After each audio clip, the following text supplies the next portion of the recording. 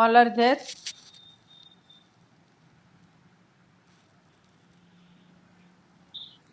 Okay. Okay. So now we will start with puerperium complication. puerperium यानी post delivery के जो भी complications है वो सारे केसेस मैंने लिए हैं बिकॉज कई बार पोस्ट डिलीवरी के पेशेंट आते हैं कि फीवर है, फिर डिस्चार्ज है, लैक्टेशनल प्रॉब्लम है, मैस्टाइटिस हो गया है, लैक्टेशनल फेलियर है, लैक्टेशन स्टॉप कराना है, ब्रेस्ट एनगॉर्जमेंट है। तो वो सारी चीज़ें हम प्यूरपेरियल कॉम्प्लिकेशन में डिस्कस करेंगे बिकॉज ऐसे केसेस आपकी ओपीडी में भी आपको बहुत कई बार देखने को मिलते हैं। तो what you will do in such a cases, so मैंने most of the cases cover करने का ट्राई किया है।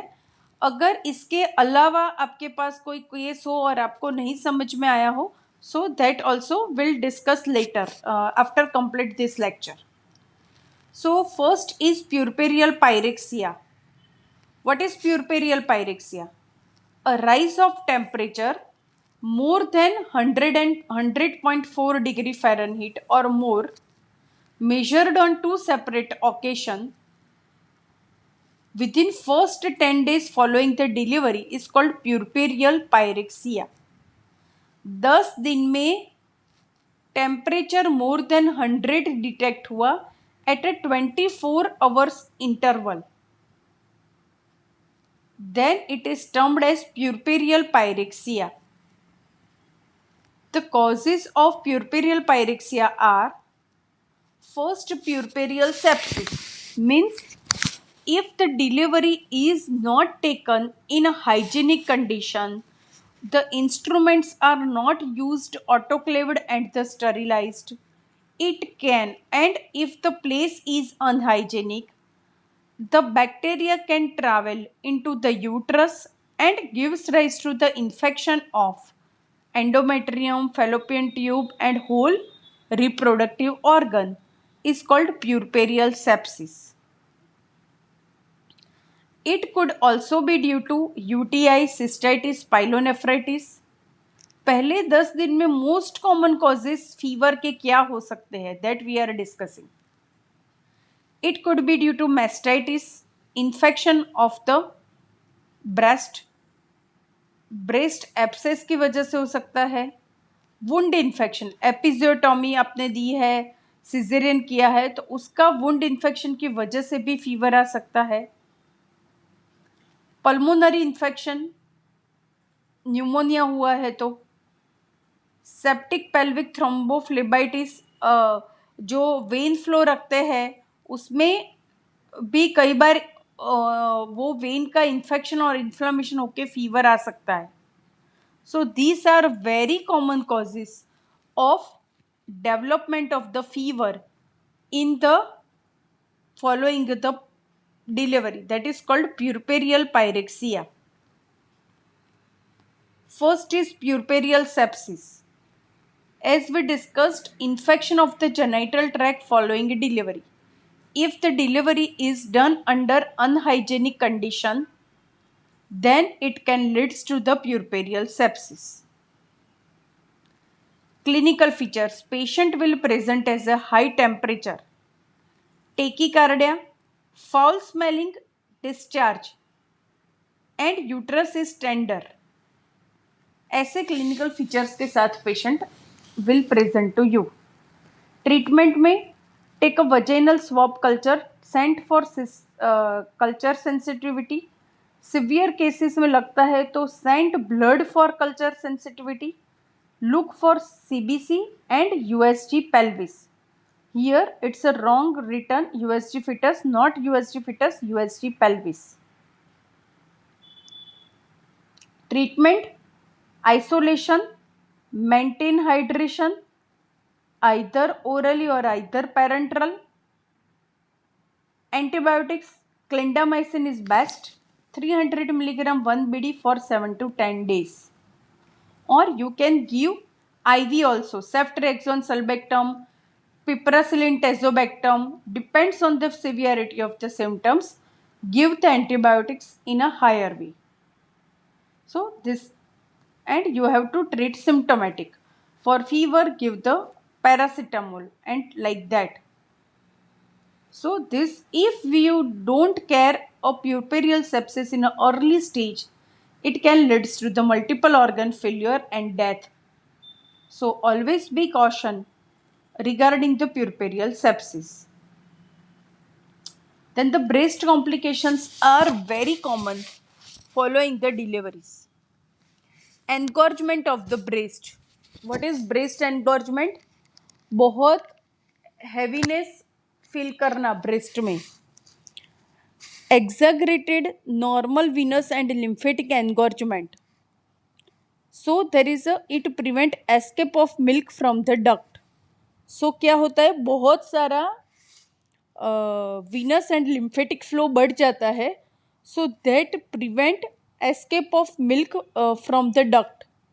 तो मिल्क प्रोडक्शन डक्ट में होता है but they are not coming out.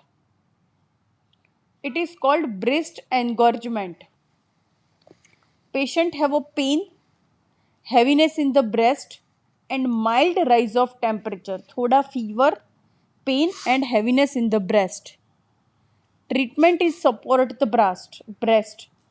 Sometimes because in a past or in a due to low education, some people are believed that there is a no support to be taken during pregnancy and the post delivery. So they are not wearing the brassiers, but it's not true. Post delivery support with high strip braziers are very much required, not too tight, but support is required with high band brazier. So it helps in the supporting, so it also reduce the engorgement. Intake breastfeeding, start breastfeeding, initiate breastfeeding as early as possible. Always counsel the mother to give breastfeeding on demand. Give the breastfeeding in a correct posture, not in a lying down posture. Expression of the milk at a frequent interval. Analgesia for the pain, and sometimes those pumps are useful but I am not recommended. So always, by prevention is better than cure.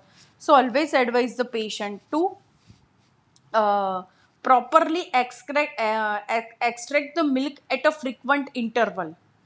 So if the expression of the milk not carried out for a long time, more than 4 hours, that milk will remain inside the duct, can lead to the swallowation and the infection and inflammation of the duct, gives rise to the mastitis, gives rise to the breast abscess.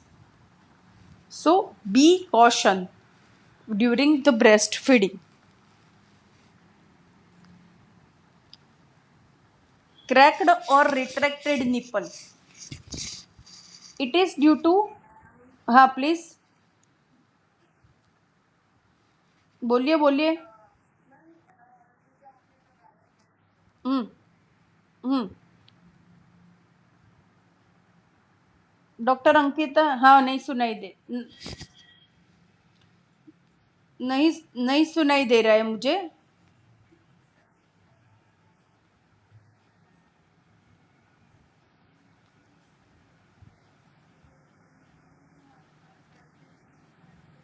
मुझे नहीं सुनाई दे रहा है बहुत.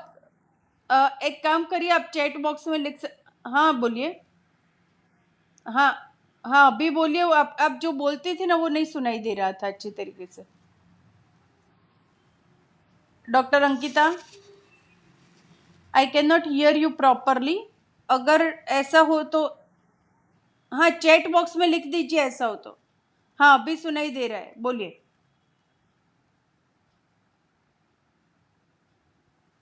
बोलिए या chat box में लिख दीजिए. डॉक्टर अंकिता.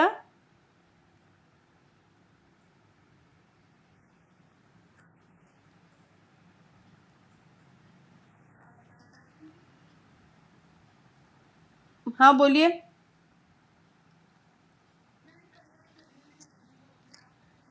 हम्म.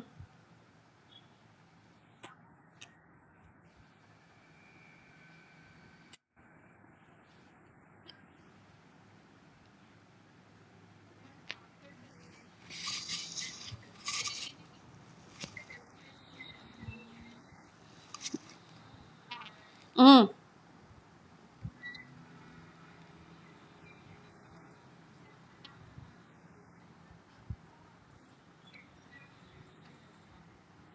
मुझे नहीं सुनाई, पता ही नहीं, बहुत आपका आवाज है ना ब्रेक हो रहा है, तो आपका क्वेश्चन नहीं पता चल रहा है, थोड़ा थोड़ा बीच में अच्छा आवाज आता है, फिर ब्रेक हो जाता है।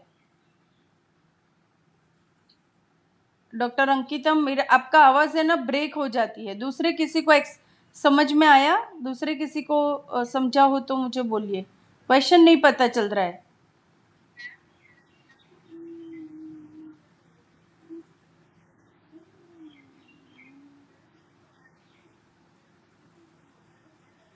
अच्छा अच्छा, वो आ रहा है, वो अभी है, नेक्स्ट टॉपिक है इसका, नेक्स्ट टॉपिक है उसका। Cracked or retracted nipple, it is due to loss of surface epithelium and create raw area on the nipple. So because of कई बार शार्प टीथ होते हैं, टीथ तो नहीं बोलते, but in appropriate position of breast feeding, baby की baby के मुंह की पोजीशन प्रॉपर नहीं होने के कारण कई बार क्रैक्ड निपल होता है।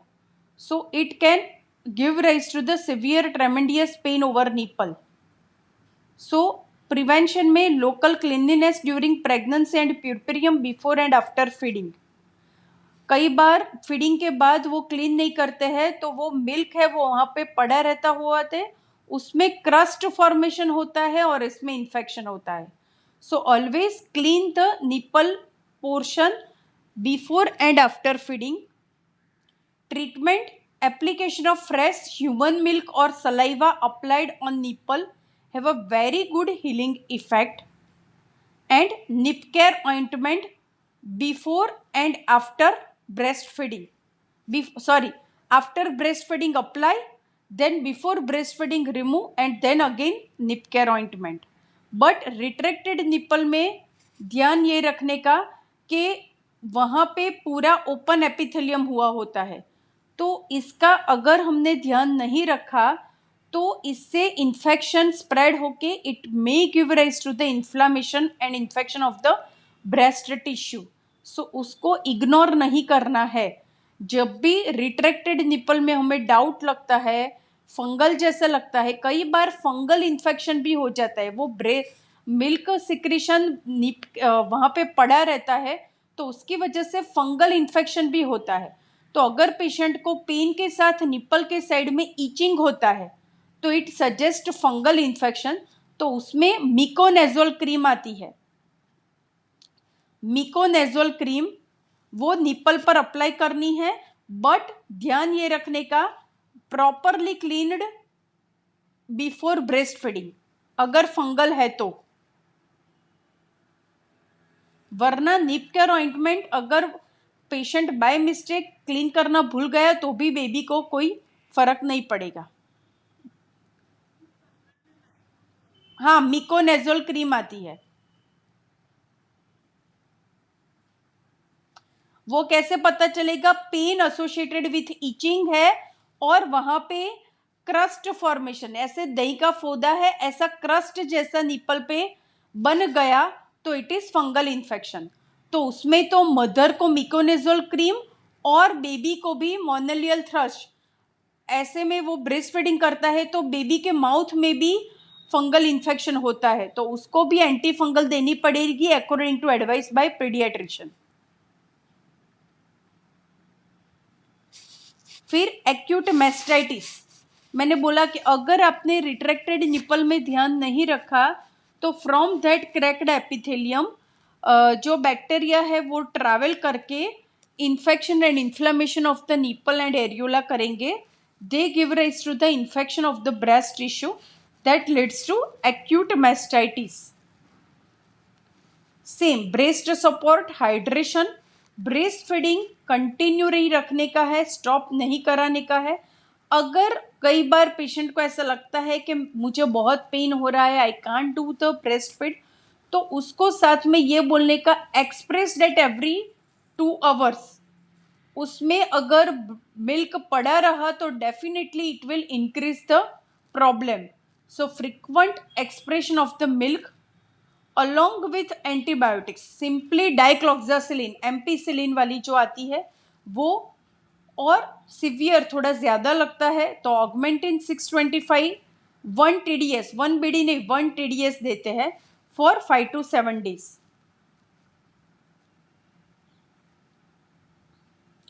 फिर लैक्टेशनल फेल्योर, जैसे डॉक्टर अंकिता ने पूछा कि कई पेशेंट आते हैं कि ब्रेस्ट मिल्क सिक्रेट नहीं हो रहा है, तो ऐसे में पहले तो पहले तो ऐसे में अर्ली से as early as possible we will start the breastfeeding, nursing the baby regularly, keep the baby by the side of the mother.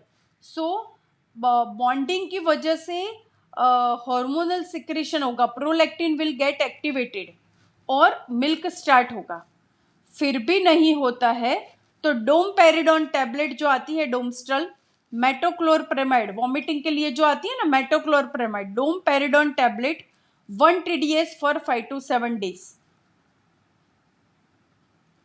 मेटोक्लोरप्रेमाइड for lactational को इंक्रीज करने के लिए, बिकॉज इट्स वो डोपामिन को एक्टिवेट करेगा, dopamine antagonist है तो milk active secretion activate करेंगे.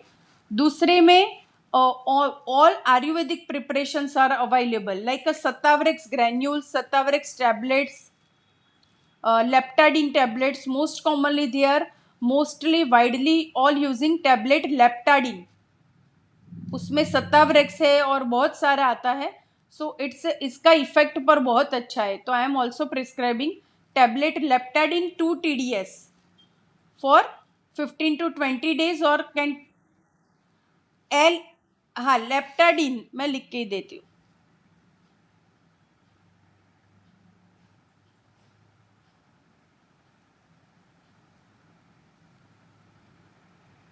लेप्टाडिन 2 TDS.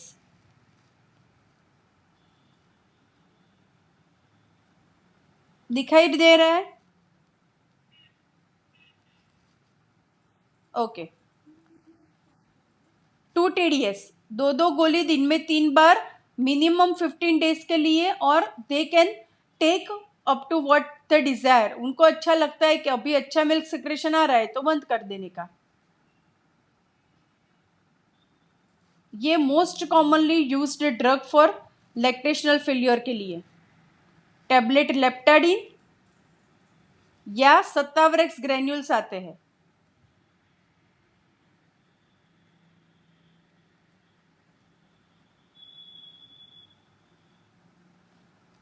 सत्तावरेक्स, उसमें जो मोस्ट कॉमन आता है वो लैक्टोनिक ग्रैन्यूल्स एलेम्बिक का आता है, वो बहुत अच्छा है, इसमें मैंने लिखा ही है वो लैक्टोनिक ग्रैन्यूल्स एलेम्बिक का आता है.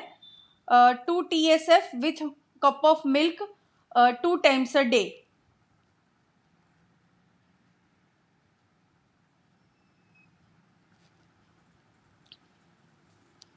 सो ये तीन में से कोई भी आपको जो भी अच्छा लगता हो दे सकते हो.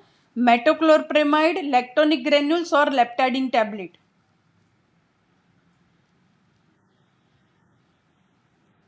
5 नहीं 5-7 days maximum 10 days, not more than that.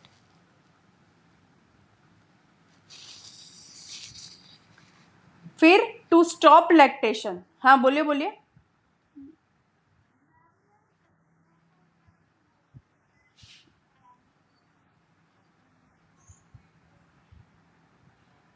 हाँ हाँ, वो मैंने बोला ना कि वो जब भी ब्रेस्ट एनगॉर्जमेंट में देखो यहाँ पे मैंने लिखा है pump is useful, but the problem is that कि जो पंप यूज करते हैं ना,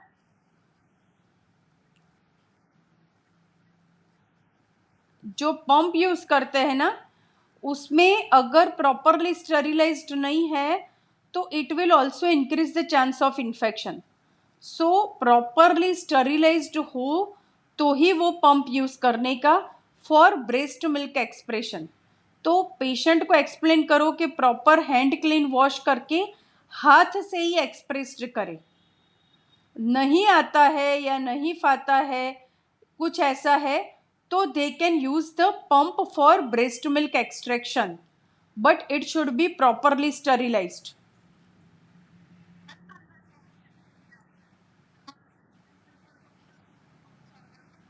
हाँ, तो पंप से नहीं आता है तो दैट इज लैक्टेशनल फेल्योर, तो उसमें आपको मेडिसिन देके थोड़ा वेट करना पड़ेगा. पेशेंट को बोलने का कि अब नहीं आता है तो भी हर 2 घंटे पे मदर बेबी को मदर के ब्रेस्ट पे लगाने का ही, ब्रेस्ट फीडिंग देने का, फिर बाद में आप टॉप फीडिंग थोड़ा साइड में दे दो. बट अगर वो बॉन्डिंग होगा तो ही प्रोलैक्टिन सिक्रेट होगा. तो एक तो वो समझाने का, साथ में आप ये शुरू कर दो मेटोक्लोरप्रेमाइड एंड लेप्टाडिन या लैक्टोनिक ग्रैन्यूल्स. लेप्टाडिन बेस्ट है, तो metoclopramide and Leptaden 2 TDS it is the best. और इससे नहीं होता है तो we can't do, then they means baby have to do the top feeding, because इससे आगे कोई मेडिसिन नहीं आती है.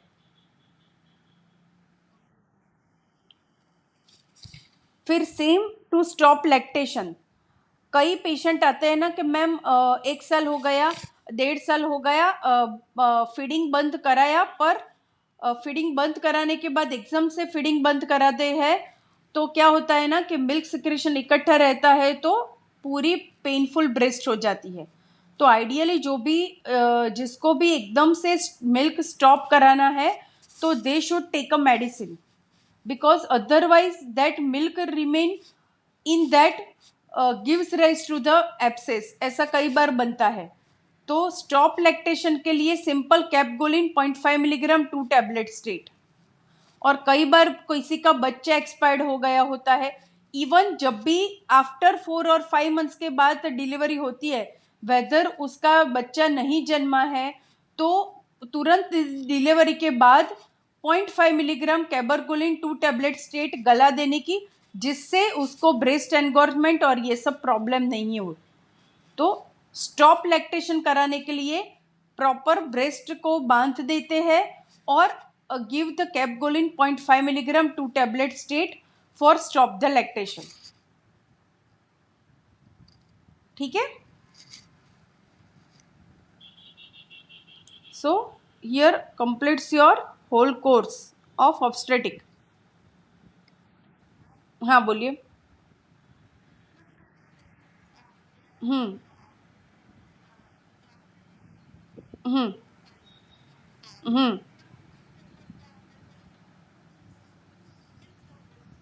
हम्म. हम्म.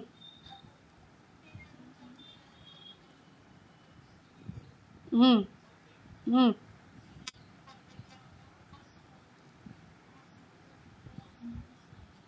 हम्म. वो कई बार पेशेंट ने पोस्ट ऑप में वुंड की केयर नहीं की होती है, मोस्टली उससे होता है. बिकॉज क्या होता है ना कि प्रॉपर केयर नहीं की हुई होती है तो कई बार ओपन वुंड रह जाता है. तो जब भी ऐसा वुंड ओपन रह जाता है ना तो always give the trypsin chymotrypsin, Chymoral forte दे देने का, 1 BD फॉर 20 डेज के लिए. Chymoral forte 1 BD for 20 days के लिए.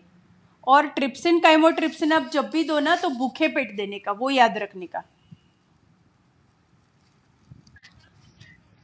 और हाँ हाँ, और अगर उसमें से पस निकलती है तो अच्छी वाली कोई एंटीबायोटिक ट्यूब अच्छी वाली आपको देनी है तो टी बैग टॉइंटमेंट आती है, टी बैग टॉइंटमेंट, म्यूपीरोसिन उसमें आता है, वो बहुत अच्छी आती है, मैं लिख के देखा बताती हूँ. टी बैग, टी बैग टॉइंटमेंट आती है.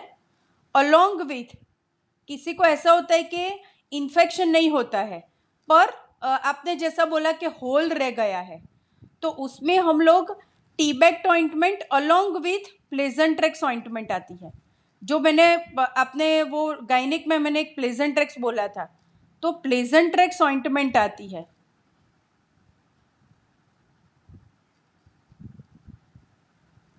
तो ये दोनों हम देते हैं मिक्स करके लगाने को, बिकॉज टीबैक्ट क्या करेगा कि इन्फेक्शन है उसको करेक्ट करेगा और प्लेजेंट्रेक्स से वो ग्रेन्युलेशन टिश्यू बढ़ाने में मदद करता है. तो ये दोनों कॉम्बिनेशन में देते हैं. अलोंग विथ ओरल में काइमोरल फॉर्ट देते हैं ताकि हीलिंग प्रोसेस जल्दी हो।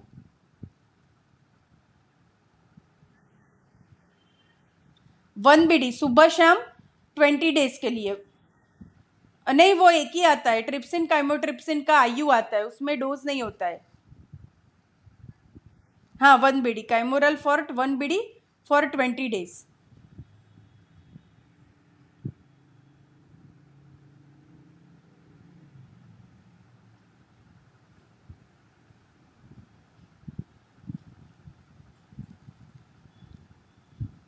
ठीक है, अभी किसी को पूछना हो कुछ भी हो, यहाँ पे मैं कोर्स ख़त्म करती हूँ, पर अगर आपको कुछ भी डाउट है, कुछ भी क्लियर करना है तो मैं मंडे लेक्चर लूँगी, वरना कोई मतलब नहीं है लेने का। आपके क्वेश्चन है तो हाँ बोलिए।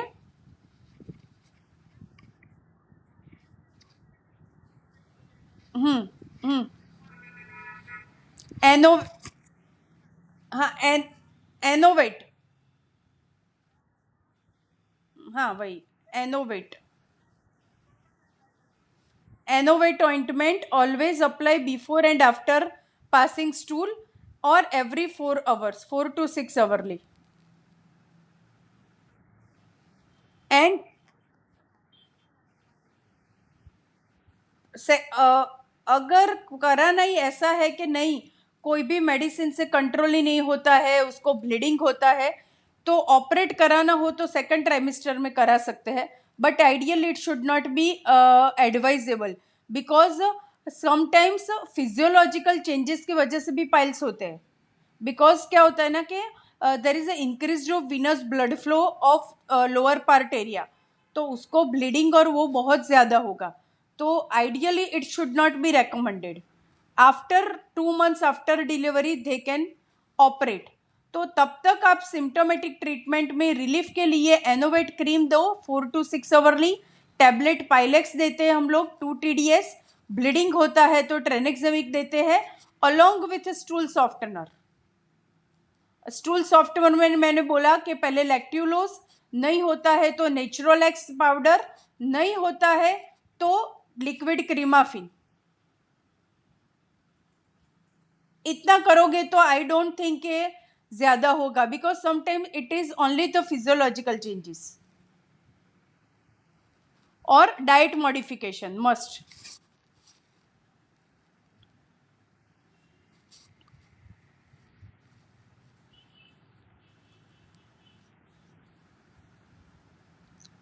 ठीक है, ओके। अभी किसी को क्वेश्चंस हो तो ग्रुप में छोड़ना, लेना हो तो मैं मंडे लूंगी, क्योंकि मेरी स्लाइड्स जितनी कोर्स की थी वो सब खत्म हो गई है। अभी आपको कुछ क्वेश्चन है, केस डिस्कशन करना है तो बोलना मुझे। ठीक है, ओके। और आपके सबके नेम मुझे भेज देना सर्टिफिकेट के लिए।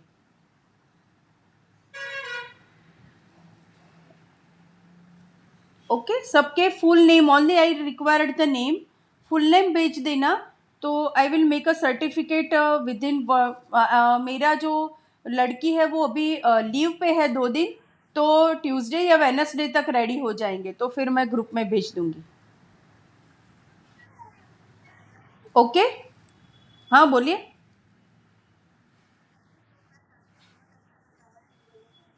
थैंक यू, मुझे भी मज़ा आया। बिकॉज ऐसा इसमें ऐसा नहीं है कि मैं, मेरा तो ये अभी फ्री टाइम यानी अभी कोरोना में आई एम द एम्ब्रियोलॉजिस्ट, तो मैं लैब का ही हैंडल करती हूँ। नीचे ओपीडी में बहुत कम टाइम जाती हूँ, पहले मैं पूरा दिन क्लिनिक में रहती थी, तो मेरा ऐसा है कि मैं अकेली नहीं ऐसे बैठ सकती हूँ, तो मैंने सोचा कुछ अच्छा, मैं भी अपडेट रहती हूँ और दूसरों को भी सिखाना है, तो it's a good thing to do.